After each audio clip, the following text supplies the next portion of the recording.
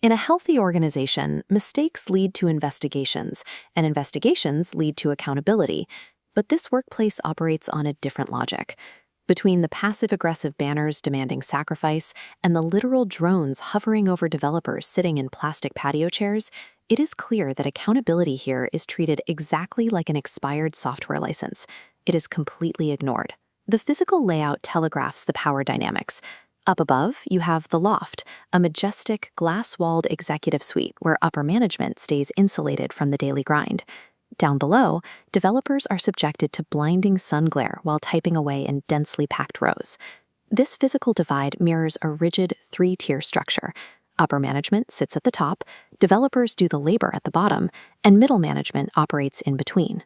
Instead of supervising work, the top tier provides absolute protection for the middle tier. And while that protection flows downward, the blame for any failure follows the exact same path. If a developer tries to report a critical error upward, the report hits a concrete ceiling. The middle managers are shielded from the consequences of their own actions, creating a vacuum where the people calling the shots never have to answer for them. This arrangement is not an accident.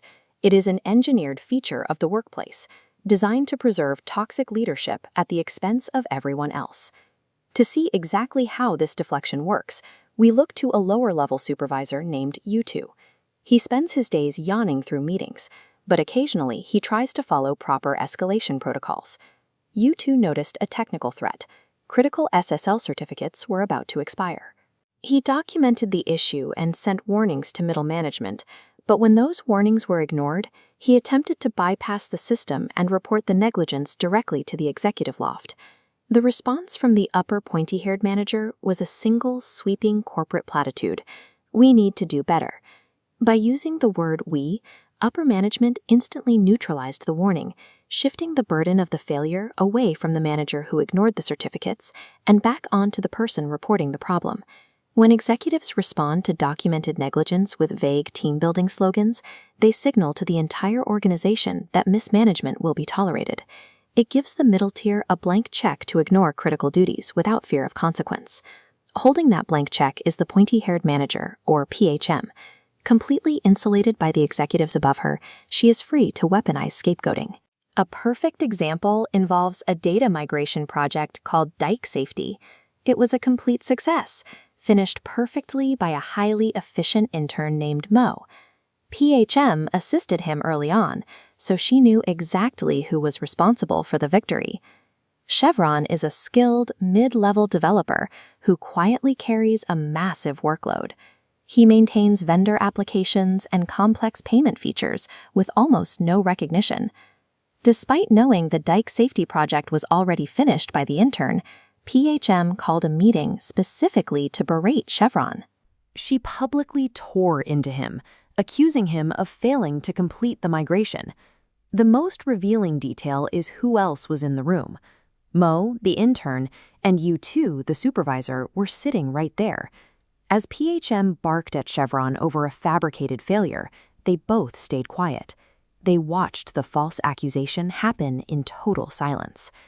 A manager can invent a false narrative, but that narrative requires the fear and complicity of the surrounding staff to take root. If nobody corrects the lie, the scapegoat is successfully isolated. This tactic works perfectly when the targeted victim stays quiet, but things fracture completely when a developer decides to fight back. This brings us to a Friday afternoon meeting that management suddenly scheduled at 3:15 p.m. The target this time was Robert. He's a highly competent developer and database expert who tries applying basic logic to an environment that resists it. To survive the blinding office glare, he literally works inside a makeshift cardboard fort. During this meeting, PHM launched a severe accusation.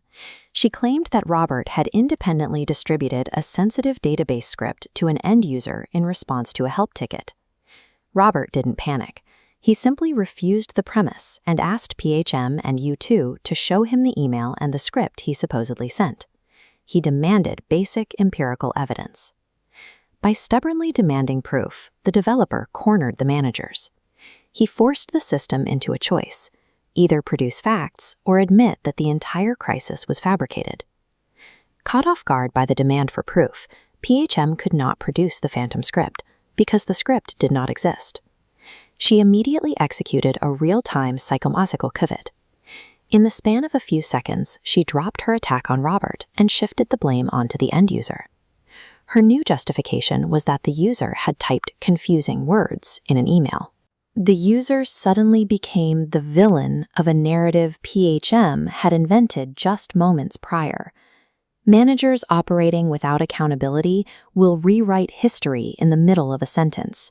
They choose to gaslight their team rather than admit they made a single error. In a normal professional setting, a manager caught making a baseless accusation would issue a clear apology to the employee they just ambushed. But PHM chose a different route.